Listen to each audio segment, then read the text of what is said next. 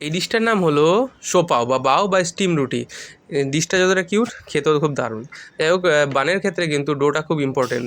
Do বানাতে গেলে আবার কিন্তু আমাদের ইস্ট অ্যাক্টিভ করতে হবে, কারণ আমি ড্রাই ইস্ট ব্যবহার করছি। তো পরিমাণ মতো আমি একটু দুধ আর জল নিয়ে তাতে মানে চিনির বদলে একটু জ্যাম দিয়ে ময়দা আর ইস্টের সাথে একটু গরম জায়গায় রেখেছিলাম, কারণ এখন শীতকাল, তাই আমি জানলার বাইরে রেখেছিলাম। সমস্যা নেই, 20-25 মিনিট বাইরে রেখেছিলাম, ততক্ষণ আমি বাটারটা মেল্ট করে নিচ্ছিলাম। আসলে ইস্টটা কী করে জানো? 20-25 মিনিট পরে যখন আমি গেলাম, সুন্দরভাবে ইমপ্রুভ হয়েছে। ইস্টটা কী করেছে এখন আমি তোমাদের সেটাই আমি বোঝাবো।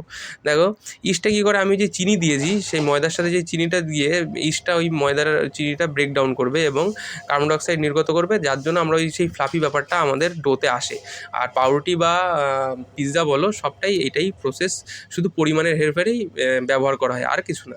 তো পরিমাণ মতো আমি ময়দা আর নুন দিয়ে আর ইস্ট মানে ইস্ট মেলানো যেই মানে অ্যাক্টিভ ইস্ট মেশানো যেই জলটা দিয়ে আমি সুন্দর করে মেখে রেখেছি। এই মাখাটাই হলো সবথেকে ইম্পর্টেন্ট।